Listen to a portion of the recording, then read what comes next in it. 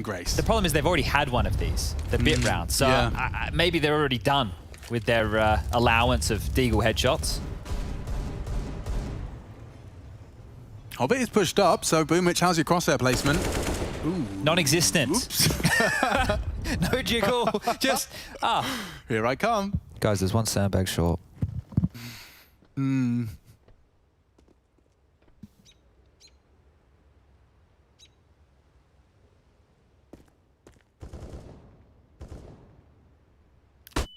And another body drops.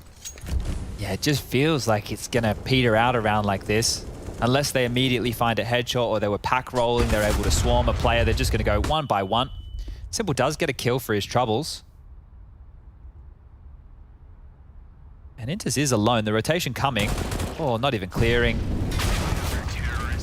Now keep in mind what we were talking about. It's how Gambit like to approach their CT side. There's always a heavy presence from Hobbit and the likes of Intus over towards that monster tunnel. In that round, it wasn't that way. So maybe that's why Boomich, is walking without even clearing, because he's so used to them playing hyper-aggressive or hyper-focused towards that monster area. Same thing without clearing that barrels position. Maybe Electronics thinking he can sneak past if they're tucked in deeper towards monster, but was just a Deagle round. Now we get the rifles back out. Simple into a Krieg, everybody else with the AKs, and wow, maybe last chance saloon here as far as the full buys go. Molly slows them down. Bit will get across. Deep in towards the playground, fast as you like. Axel already happy to tuck on in above connector. Perfecto taking control here and now. It's an adventure playground as well, which I imagine just means there's probably a few more safety hazards. Like there's not so much wood chips down. Yeah, well that's where you get the slide and the jungle gym. Well, a sucker for a good monkey bar. Not very good at that these days. Yeah, I just weigh a little bit more than I used to back then. Well, this is the first fight they have to deal with. Shiro. A lot of responsibility. He's getting flanked by Boomich, so he's gonna have to do a lot with this. He gets them both. Perfecto's his next victim. Not gonna get it while flash, but doesn't far off the mark. Axel's got an almost guaranteed trade if Perfecto continues. Simple's taking space long. Yeah, it just doesn't matter. There's no util to work with, 2 smokes. There's no flashes to facilitate peaks. There's 40 seconds left on the clock. He isolated those 2 duels like he was a dead man. Long pressure and toilet simultaneously, digs himself out with a double of his own. Are Na'Vi really gonna, they have to go for this, but are they really gonna let the clock run down this far? There's no other options, I guess. Oh, that was a chance. Such a short-lived one. Now hiding in the corner, and it will enable a 1-for-1. Disadvantage for Na'Vi, and it's a must-win. 19 seconds. They can't afford to run that clock much shorter. Smoke for the bin position. They'll get it out just in time. Hobbit's well ahead of it, and he can just play spoiler now. Unless Simple defends Electronic, yeah, impossible. Now the round, it falls apart, as does Overpass. Gambit haven't really had to show us why their CT side or slash their Overpass in general is such a map to be feared. We aren't really going to get there. Yeah, it's just been clean throughout, right? Sure, Axel's helping things out with 25 kills now. Had a couple more players get up to double digits. Inters and Hobbit have joined Nafany. 13 and 11 kills respectively for those two. And Shiro, before that round, only had 7 frags. And those 2 right there are hugely impactful. When you think about the importance of those 2 kills in a round like this, he's done a lot of work right there. And yeah, this is just going to be a clean sheet of a CT side for Gambit, unless Na'Vi have something to say about it. Another timeout taken. Another purchase into a couple of upgraded pistols likely. And the 3rd map on the horizon of Mirage. It's not that far away. Yeah, certainly. Mirage. There was that long streak for Gambit a little bit earlier in the year where they were undefeated on the map. I think they lost one to Havu.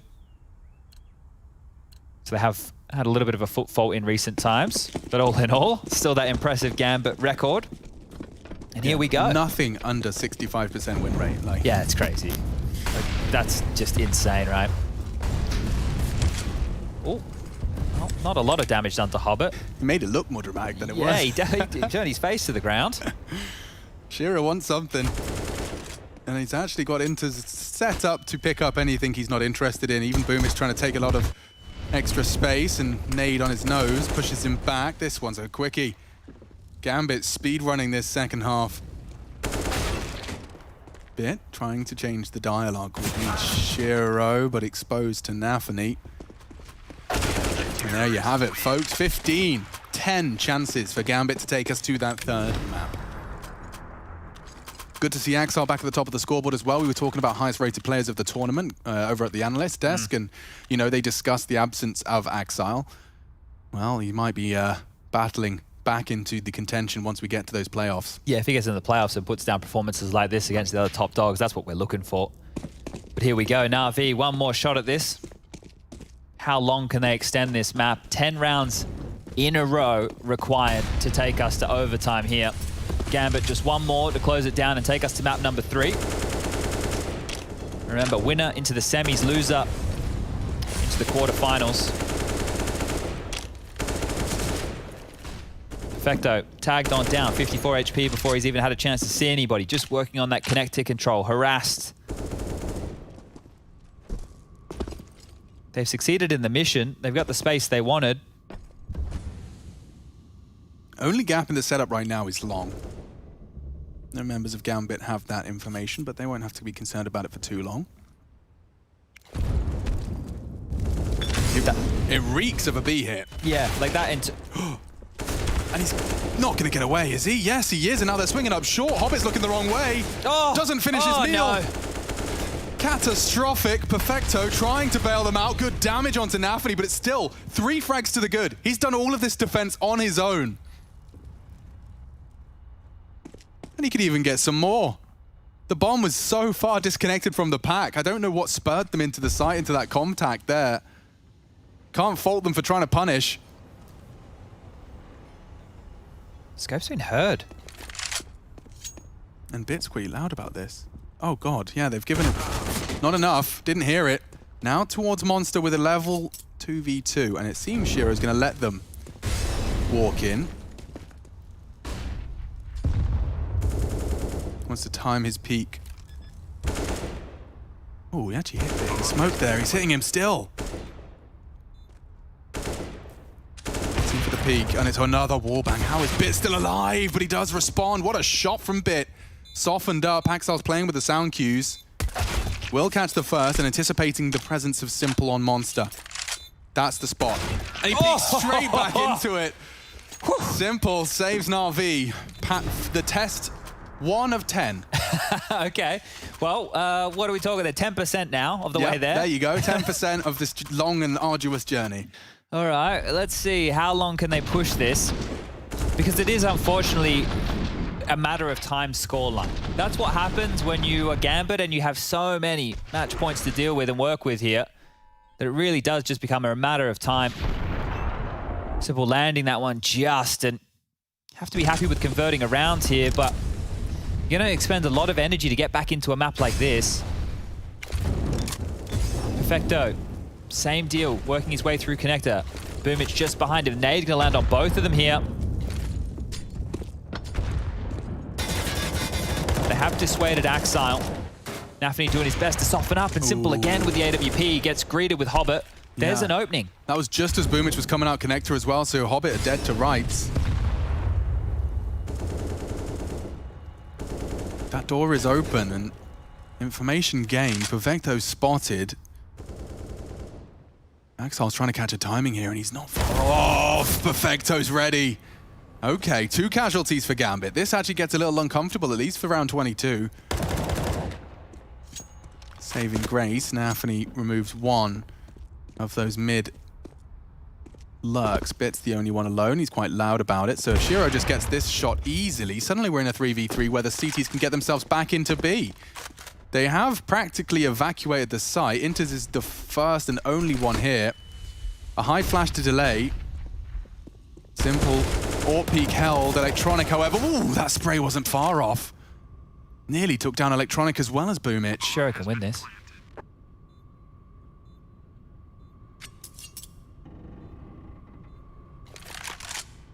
Oh, he's not, is he? He's not, is he? Come on, let him have a crack, Nafany. Never. There's only 1 round. He cracks the whip here. All right, well, we won't see the attempted Shiro 1-on-2 against Simple and Electronic, but what we will see is him standing still. Yeah, just hanging out with his favorite cone. He's given it a name, sharpied on a little face. It's keeping him sane while he sits here for what feels like forever. Wilson, Exactly. Look at the shelving. Oh, 2 cones, not just the one. They can play with each other when he's not there. Yeah, that's good. I mean, you always need a Ken for your Barbie, right? That's true. All right, wow, 15-7. Still the matter of time scoreline. It's going to take a lot of convincing out of Na'Vi, and rounds will need to be clean to start selling that this comeback is a reality. And Gambit are the ones who'll be taking a timeout here. Coach going to get on the line, going to call on in. I'm not buying what they're selling yet. No, it's just too early, I think, because the way that they've been able to win rounds has been virtue of only a few players staying alive, right? It was a 1v1, and then that one was a 1-on-2. If they go this one a 1-on-3, then the next a 1-on-4, and then, you know, maybe they can start to build. But you can see with the scores right here that everybody is middle of the pack for Na'Vi. It's not like no one's showing up, right? It's not like it's just a simple show. Everybody here contributing at least a little bit. Might need somebody to step up in a big way like Axile did for their first half. Saved AWP, upgraded pistols. Shiro needs to find a pick. If they can grab themselves an upgraded AK, could really have a conversation about this one, but bomb on the back of the party heading over towards A. Still on this same approach, Perfecto, and being up close in connector, knowing there's pistols in play, can be scary. Never mind an AWP. Yeah, well, Shiro has a bodyguard. Of course, it's Axile. Give him all the room he needs to work that AWP.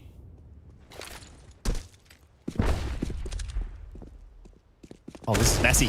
Yeah, the jump does not cost Boomich his life, but it was a chance. A little lifeline given to Axile. He couldn't quite convert, jump through that flaming hoop. Thing is, Shiro in this situation, he can quick change away, but then he won't be able to re-scope.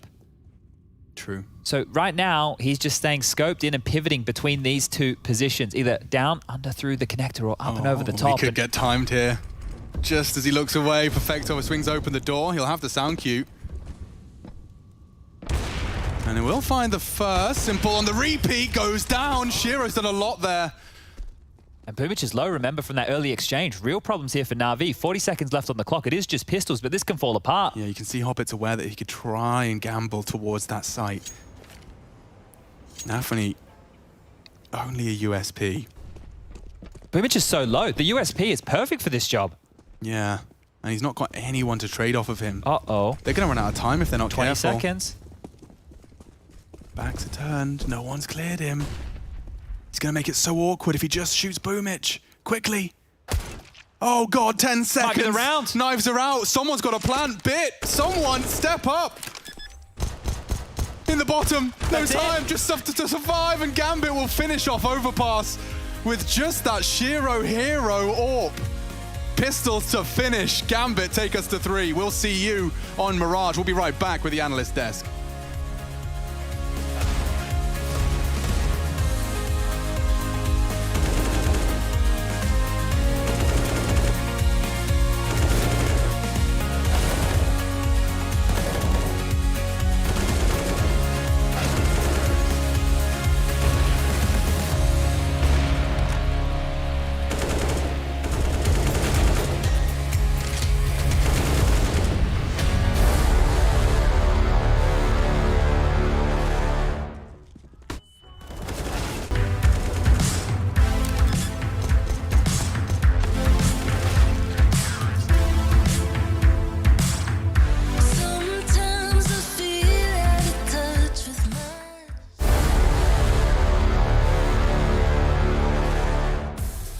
Despite disappointment on Dust 2, Gambit bounced back in spectacular fashion on Overpass. In fact, it looked like Na'Vi didn't know what had hit him. What had hit him was Axile multiple times.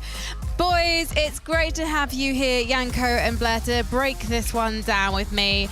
Yanko, just tell me just how overwhelming that T side must have been for Na'Vi's defense.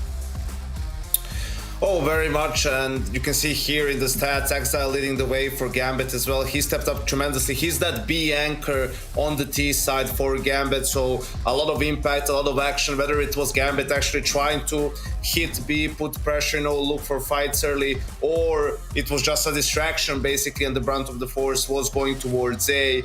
If he's able to, with very little help, utility, or or other players from his team being there to get a kill or two. That's just going to cause rotations, open up so much space for the rest of his team, and we saw that happen time and time again in that first half.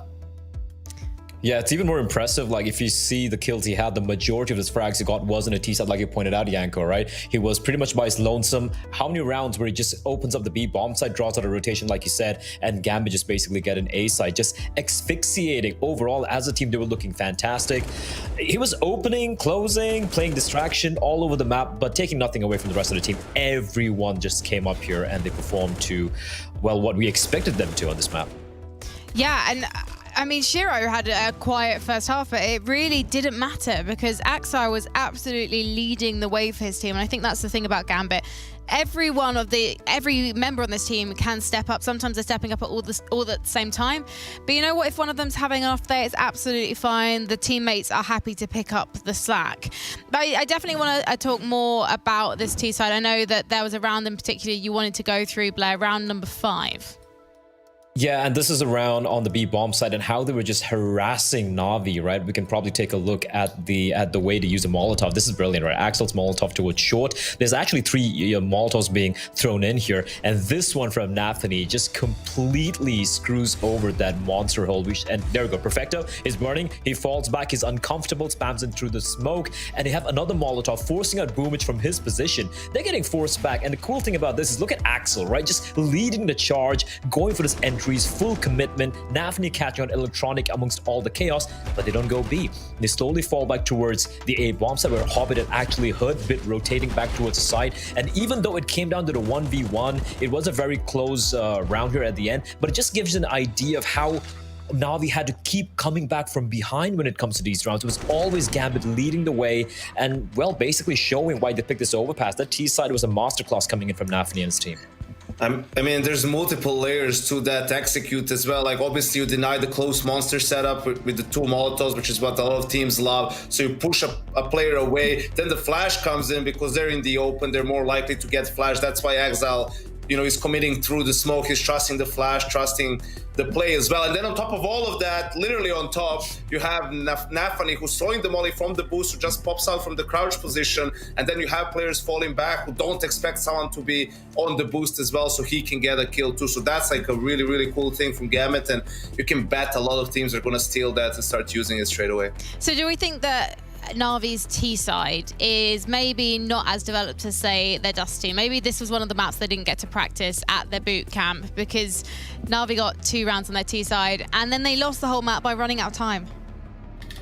Yeah, but they didn't really get a chance to play it that much. They lost like the pistol round, so not a lot of rounds to work with after such a strong half from Gambit. And I think if you don't get that, I think you're aware that it's going to be very difficult to come back into it, right? Winning 11 rounds on T side without pistols. So yeah, I think it's fair to say, obviously also not as developed as Dust 2, but I think just after such a poor CT side, you know, the writing was pretty much on the wall already. Yeah, I mean, like, it felt like for me, Na'Vi at the end of that game, the final few rounds, they seemed a little checked out as well mentally, right? Even the rounds they won, a couple of last-second hurrahs that might have come out, came down to some individual plays coming out, and the way they lost that final round for me, like, it felt like Na'Vi just wanted it to be just over and done with so they can just jump into Mirage, hopefully forget what happened here in Overpass, and then hopefully try to win the series on the final map here. So who do you have taking Mirage then? Because we are about to jump into it, Blair. Yanko. I'm still going with Gambit here. Yanko? Sorry. Yeah, I'll go with Gambit too, but Mirage was one of the maps that looked the worst on their T sides in Pro League, right? And they haven't played it yet in this tournament. So we saw a lot